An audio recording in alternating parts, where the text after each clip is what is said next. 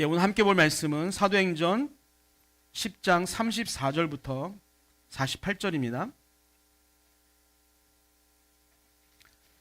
사도행전 10장 34절부터 48절까지입니다.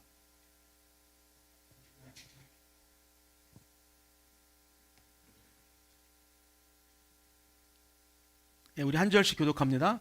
베드로가 입을 열어 말하되 내가 참으로 하나님은 사람의 외모를 보지 아니하시고 각 나라 중 하나님을 경외하며 의를 행하는 사람은 다 받으시는 줄 깨달았도다. 만유의 주 되신 예수 그리스도로 말미암아 화평의 복음을 전하사 이스라엘 자손들에게 보내신 말씀 곧 요한이 그 세례를 반포한 후에 갈릴리에서 시작하여 온 유대에 두루 전파된 그것을 너희도 알거니와. 하나님이 나사렛 예수에게 성령과 능력을 기름 붓듯 하셨음에 그가 두루 다니시며 선한 일을 행하시고 마귀에게 눌린 모든 사람을 고치셨으니 이는 하나님이 함께 하셨음이라. 우리는 유대인의 땅과 예루살렘에서 그가 행하신 모든 일의 증인이라. 그를 그들이 나무에 달아 죽였으나 하나님이 사흘 만에 다시 살리사 나타나시되 모든 백성에게 하신 것이 아니요 오직 미리 택하신 증인 곧 죽은 자 가운데서 부활하신 후 그를 모시고 음식을 먹은 우리에게 하신 것이라. 우리에게 명하사 백성에게 전도하되 하나님이 살아있는 자와 죽은 자의 재판장으로 정하신 자가 곧 이 사람인 것을 증언하게 하셨고 그에 대하여 모든 선지자도 증언하되 그를 믿는 사람들이 다 그의 이름을 힘입어 죄 사함을 받는다 하였느니라. 베드로가 이 말을 할 때에 성령이 말씀 듣는 모든 사람에게 내려오시니 베드로와 함께 온 할례 받은 신자들이 이방인들에게도 성령 부어 주심으로 말미암아 놀라니. 이는 방언을 말하며 하나님 높임을 들음이러라. 이에 베드로가 이르되 이 사람들이 우리와 같이 성령을 받았으니 누가 능히 물로 세례 베품을 금하리요 하고. 같이 읽겠습니다. 명하여 예수 그리스도의 이름으로 세례를 베풀라 하니라. 그들이 베드로에게 며칠 더 머물기를 청하니라. 아멘. 오늘 읽은 본문의 말씀을 가지고 하나님은 사람을 보고 구원하지 않으십니다 라는 제목으로 함께 말씀을 전합니다. 10장을 가지고 지금 네 번째 하다 보니까 이게 내용이 비슷비슷한데 우리 아이들은 또 처음 오늘 또 이 10장의 말씀을 듣는 것이기 때문에 조금 앞에를 설명하고 말씀을 나누면 좋을 것 같습니다. 사도행전 10장을 보게 되어지면 이제 고넬료의 기도로 10장이 시작되죠. 고넬료는 로마 군대 백부장이었는데 그가 하나님을 경외하는 사람이었습니다. 그가 기도하던 중에 어느 날 환상을 통해서 시몬 베드로를 이제 초청하라고 하는 그런 하나님의 음성을 듣게 됩니다. 그리고 베드로는 또한 동일하게 기도하던 중에 특별한 환상을 이제 보게 되지요. 하늘에서 보자기 같은 것이 내려오는데 그 안에 유대인들이 부정하다고 생각하는 동물들이 이제 가득가득 담겨져 있는 것입니다. 그런데 하나님이 베드로에게 그것을 잡아 먹으라라고 말씀하는 거죠. 그때 베드로가 깜짝 놀라면서 이렇게 이야기하죠. 주님, 저는 지금까지 속되고 깨끗하지 않은 음식을 먹어본 적이 없습니다 라고 이야기합니다. 그러나 하나님은 또 말씀하시죠. 하나님께서 깨끗하게 하신 것을 네가 속되다 하지 말라라고 이야기합니다. 여러분, 이 환상이 무엇이라고 말씀드렸죠? 단순한 음식의 이야기가 아니다라고 말씀드렸죠. 하나님은 베드로의 마음속에 있었던 그 사람과 사람 사이, 즉 유대인 안에 있는 그 이방인에 대한 벽을 지금 깨트리시려는 그런 계획 중이었던 거죠. 그 베드로는 하나님의 인도하심을 따라서 이방인 고넬료의 집으로 내려갑니다. 여러분, 두 사람이 만난 이 이야기는 단순히 어떤 한 가정이 예수를 알게 되는 그런 이야기가 아니라 초대교회의 역사의 방향을 완전히 바꾸는 중요한 전환점이다라고 말씀을 드렸어요.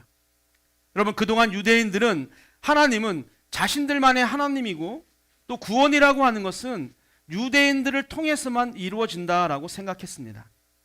그런데 하나님은 지금 이 사건을 통해서 하나님은 유대인만의 하나님이 아니라 온 세상의 하나님이시다라고 하는 것을 이제 분명하게 선포하고 있는 것이죠. 지난주에 말씀드린 것처럼 하나님이 준비하신 이 만남은 결코 우연이 아닙니다. 복음을 이제 유대에서 온 세상으로 전하기 위해서 하나님이 계획하신 아주 특별한 만남이죠. 베드로가 고넬료의 집에 들어갔더니 어떤 상황이 펼쳐졌습니까? 고넬료와 그의 가족들과 또 친구들이 한 자리에 모여 있었죠. 그리고 그들이 이렇게 이야기했어요. 우리 33절 우리 주일학교 학생들 한번 같이 읽어볼까요? 시작.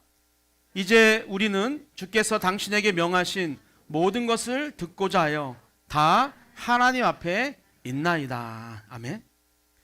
여기서 우리는 그리고 다라고 이야기하잖아요. 무슨 말이냐? 한 사람도 빠짐없이 지금 같은 마음으로 그 자리에 모여 있다라고 하는 거예요. 그리고 무엇이라고 또 이야기합니까? 모든 것을 듣고자 라고 이야기하죠. 즉 듣고 싶은 이야기만, 나에게 유익한 것만 듣는 것이 아니라 하나님 말씀 전체를 듣겠다라고 하는 그런 태도인 것이죠. 마지막으로 하나님 앞에 있나이다 라고 이야기하죠. 지난주 말씀드린 것처럼 지금 그들이 있는 그 자리가 어떤 강연장인 어떤 콘서트 자리가 아니라 하나님 앞에 서 있는 자리라고 하는 그런 믿음의 고백입니다. 오늘 우리도 마찬가지죠. 우리는 지금 한 사람도 예외 없이 같은 마음으로 내가 원하는 말씀만 골라 듣는 것이 아니라 하나님이 주시는 모든 말씀을 듣기 위해서 여기에 모인 줄 믿습니다. 아멘.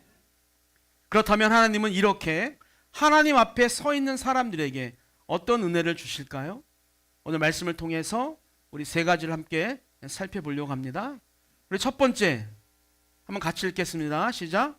복음은 차별 없이 선포됩니다. 예, 어제 누가 올렸더라고요. 이거를 좀 늦게 좀 이렇게 다음 페이지로 넘어가게 해달라고. 쓰는 시간이 부족하다고.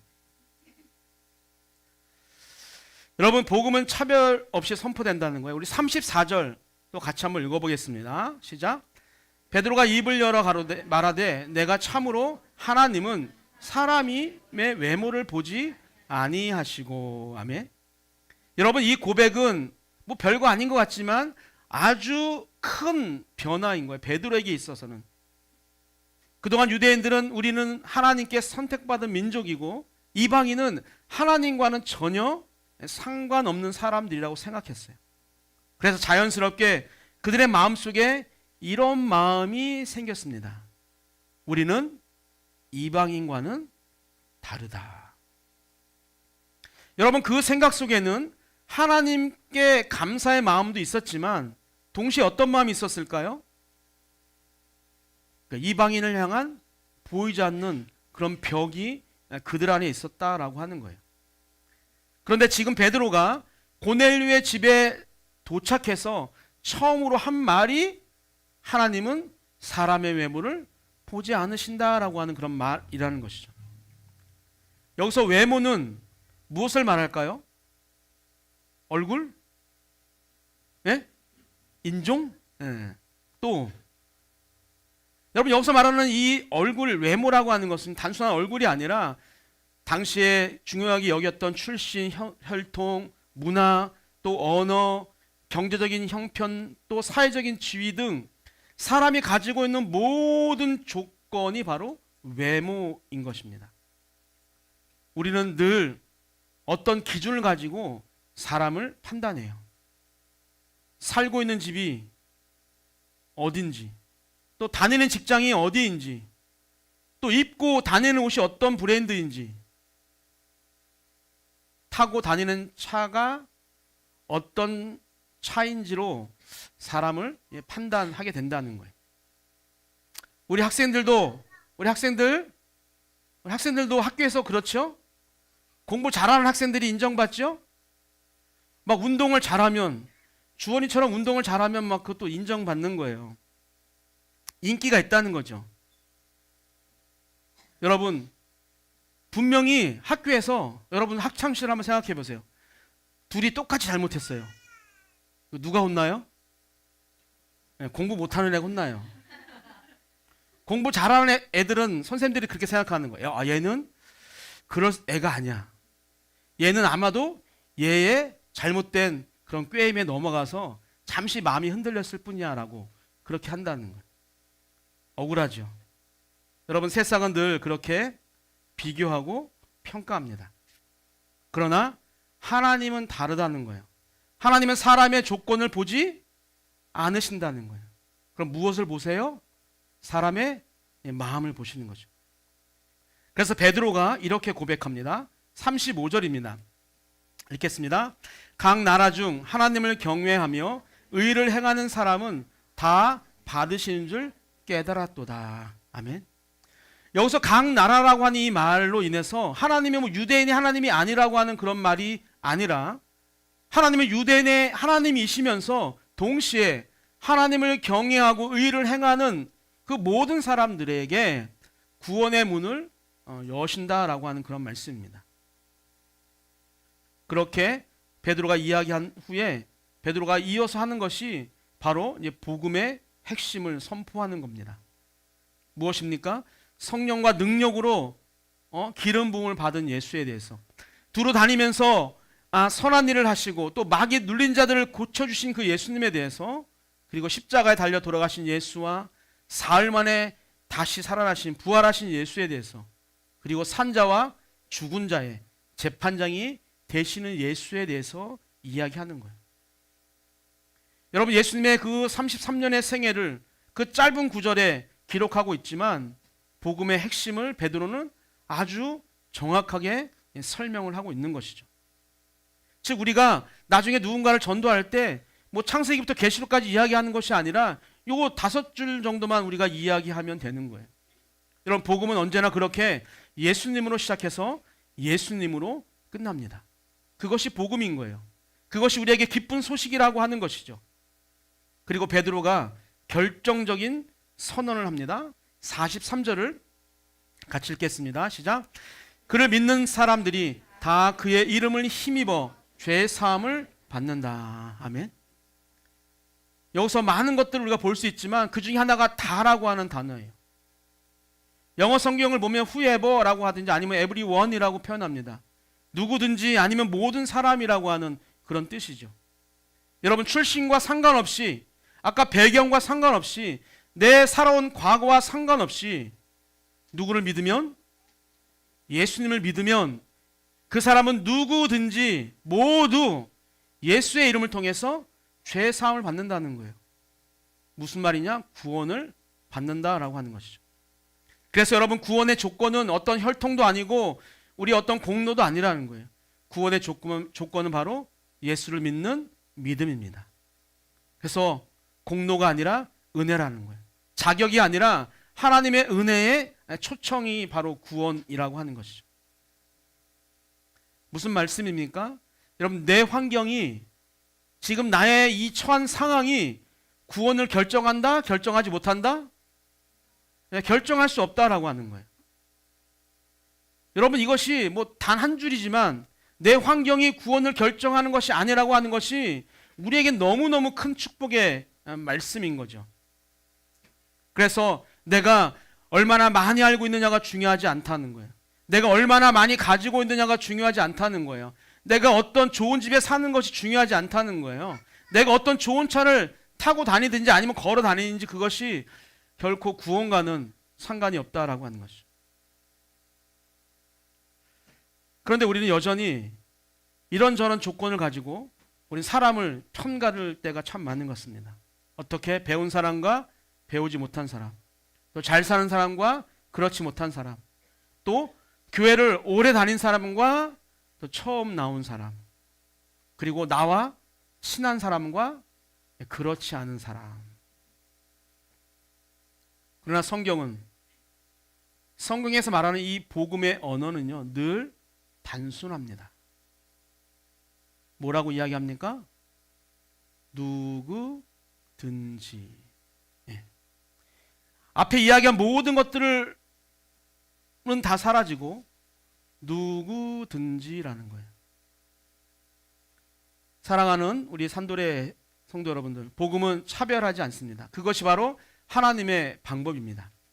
그러니 만약 우리 안에 차별이 있다면 우리는 하나님의 마음에서 지금 멀어지고 있는 거예요. 반대로 차별을 없애는 것은 곧 복음의 대상을 우리가 넓히는 것이고 그것이 바로 하나님의 마음을 기쁘게 하는 일입니다. 하나님은 우리 마음속에 존재하는 그 차별이라고 하는 어떤 구분이라고 하는 그런 견고한 견고한 그 선을 무엇으로? 복음으로 허물고 복음으로 지우라라고 말씀을 하고 있습니다. 우리 안에 있는 그 잘못된 차별과 구별을 복음으로 지워가는 또 허무는 저와 여러분이 되기를 주님의 이름으로 축복합니다. 우리 두 번째 같이 읽겠습니다. 시작. 성령은 인간의 경계를 넘어 역사하십니다. 아멘. 여러분, 베드로가 고넬료 가정을 향해서 복음 설교를 할 때 놀라운 일이 벌어지죠. 44절입니다. 읽겠습니다. 베드로가 이 말을 할 때에 성령이 말씀 듣는 모든 사람에게 내려오시니. 아멘. 말씀을 듣는 모든 사람에게 무엇이 내려와요? 성령이 내려옵니다. 한번 우회를 보실래요? 내려오고 있나요?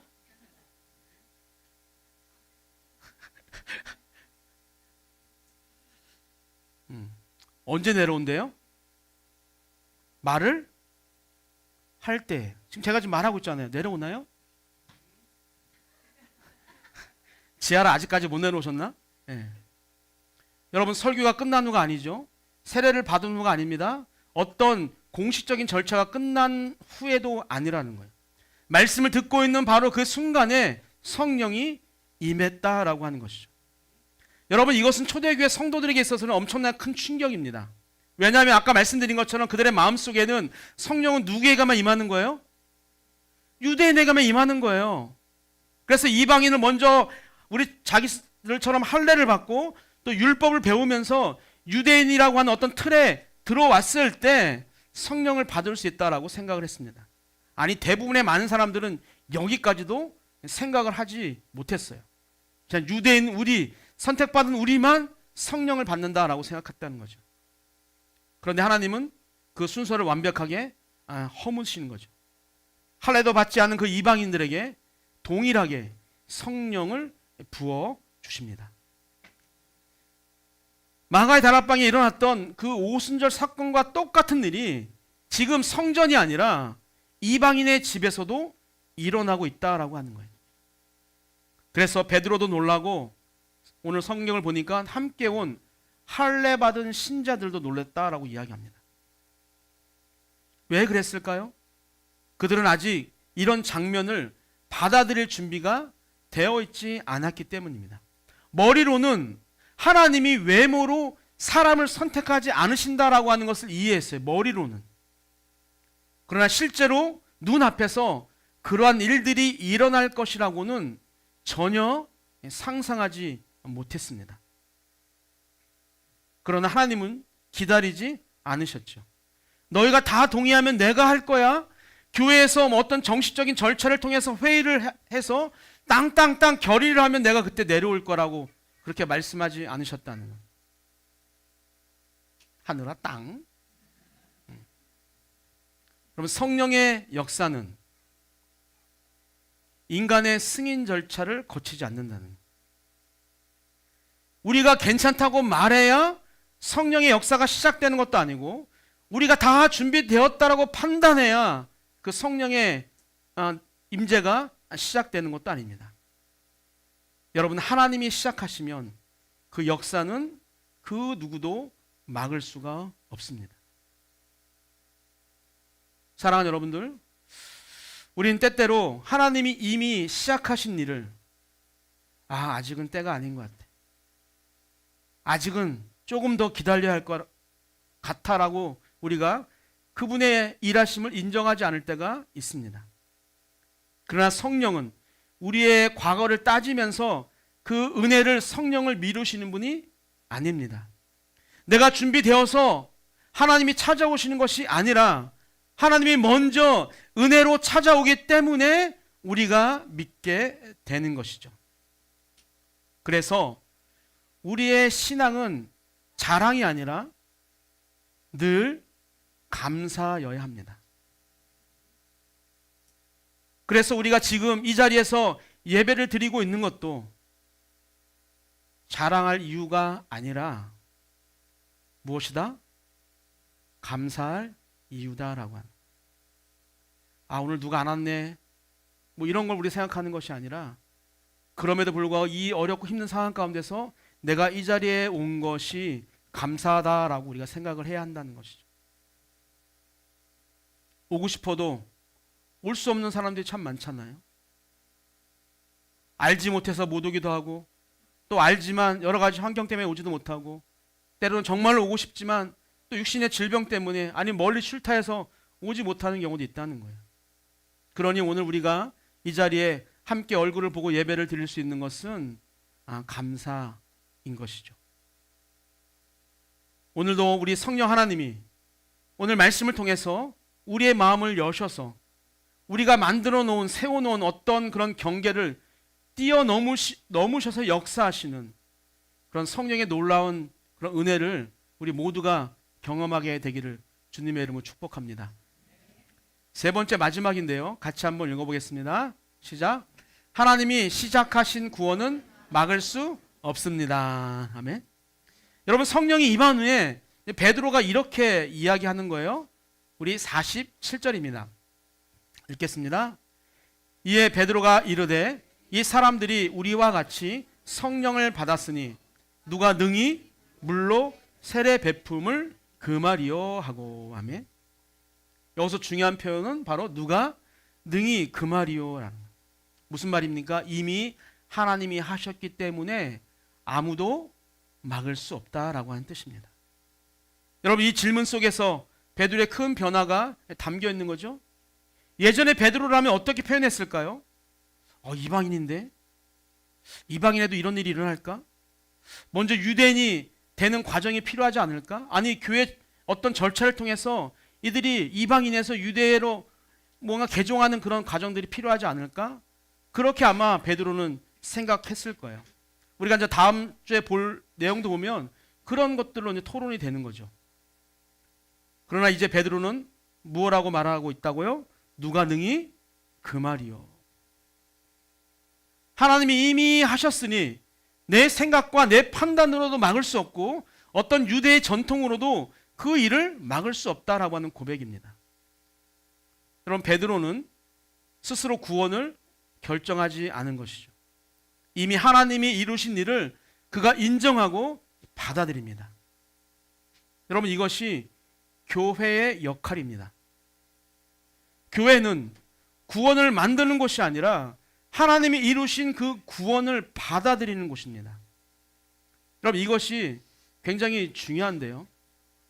교회는 때때로 재판장이 되고 싶은 유혹이 있어요. 내 스스로가 재판장이 되어지고 싶다는 거예요. 그래서 교회에 누가 들어와야 되는지, 누가 들어오면 안 되는지, 누가 자격이 있고 누가 자격이 없는지, 누가 우리와 같고 누가 우리와 다른지, 그 선을 우리가 결정하고 싶어 한다는 거죠. 그래서 말끔하게 입지 않으면 뭔가 들어오면 안 될 것 같은, 뭔가 우리가 볼 때 우리가 좀 다른 모습을 하고 있으면 우리 공동체와는 어울리지 않을 것 같다라고 하는 그런 선을 우리가 먼저 결정한다고 하는 것이죠. 그러나 교회 주인은 우리가 아닙니다. 교회 주인은 누구예요? 예수님인 거죠. 교회 머리가 누구라고 그랬어요? 예수 그리스도입니다. 그리고 구원의 주권도 우리에게 있는 것이 아니라 바로 하나님 아버지에게 구원의 주권이 있다라고 하는 거예요. 그래서 교회가 해야 할 일은요, 딱 하나입니다. 무엇이냐면 하나님이 하신 일을 우리가 먼저 깨닫고 알아보고 그것을 인정하고 기뻐하고 그 하나님의 일에 우리가 순종하는 거예요. 사랑하는 여러분들, 우리는 가끔 기도하지 않고 하나님의 일을 우리가 걱정하는 것 같아요. 교회가 어려워지면 어떡하지? 세상이 더 이렇게 악해지면 어떻게 하지? 교회 안에 다음 세대가 줄어들면 어떻게 하지? 그러나 우리가 꼭 기억해야 할 것은 교회는요, 우리의 작품이 아니라 누구의 작품이다? 하나님의 작품이다라고 하는 거예요. 여러분, 이방인의 집에서 일어난 이 사건은 그래서 교회의 미래를 결정하는 그런 사건이었습니다. 이제 복음이 예루살렘을 넘어서 유대와 사마리아를 지나서 이제 땅 끝으로 나아가게 된 것입니다. 그 첫 문이, 그 첫 시작이 어디에서 열렸습니까? 예루살렘이라고 하는 그 거대한 성전에서 일어났나요? 아니면 뭐 10,000명, 100,000명 모이는 그런 거대한 집회로부터 그 일이 시작됐습니까? 그렇지 않죠? 한 이방인의 집에서 하나님의 말씀을 듣고자 모인 사람들 가운데에서 그 문이 열렸습니다. 이 한 가정에서 시작된 사건이 세계 선교의 문을 여는 사건이 되었다라고 하는 것이죠. 하나님은 이렇게 일하십니다. 우리가 생각하는 어떤 놀랍고 큰 방식이 아니라 하나님의 방식으로 문을 여신다라고 하는 거예요. 그리고 하나님이 시작하신 일은 사람이 절대로 막을 수가 없다라고 하는 것이죠. 사람이 반대를 해도, 우리가 두려워해도 하나님의 구원의 그 은혜는 멈추지 않는다라고 하는 거예요. 그래서 교회가 해야 할 일은 뒤에서 붙잡는 것이 아니라 하나님이 열어놓으신 그 문을 따라서 우리가 서로를 인정하고 서로를 격려하면서 우리가 함께 걸어가는 거예요. 누구랑? 지금 옆에 계신 분들과 한 번 더 쳐다보죠. 옆에 계신 분들, 그분과 함께 걸어가야 돼요. 그분을 격려하고 그분을 인정하면서 우리가 걸어가야 합니다. 예, 결론입니다. 사도행전 10장은 하나님이 한 사람을 찾으시고 또 그 한 사람을 통해서 교회를 변화시키는 이야기예요. 오늘도 하나님은 한 사람을 찾고 계십니다. 그리고 그 한 사람이 바로 여러분입니다. 하나님은 언제나 한 사람을 통해 일하기 시작합니다. 고넬료 한 사람을 통해 복음의 문이 열렸고 또 베드로 한 사람을 통해서 교회의 경계가 무너졌어요. 오늘도 하나님은 한 사람을 통해 또 다른 사람에게 구원의 문을 여십니다. 우리 모두가 그 한 사람이 되어서 하나님이 찾으시는 그 사람이 되고 하나님이 보내시는 사람이 되고 하나님이 사용하시는 사람이 되어서 온 세상에 구원의 문을 여는 저와 여러분이 되기를 주님의 이름으로 축복합니다.